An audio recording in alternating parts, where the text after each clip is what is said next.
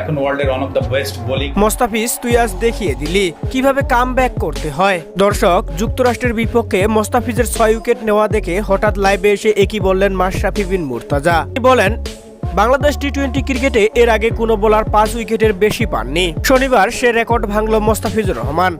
বাংলাদেশের প্রথম বোলার হিসাবে 6 উইকেট নেওয়ার কৃতি দেখালেন মোস্তাফিজুর রহমান, যেখানে এদিন মোস্তাফিজরা যেন হোয়াইট ওয়াশ ঠেকাতে মরিয়া হয়ে ওঠেন। তাই তো এদিন মোস্তাফিজরা নিজের সবটুকু দিয়ে দুর্দান্ত বোলিংয়ে 9 উইকেটে 104 রানে থামতে হয় তাদের ইনিংস।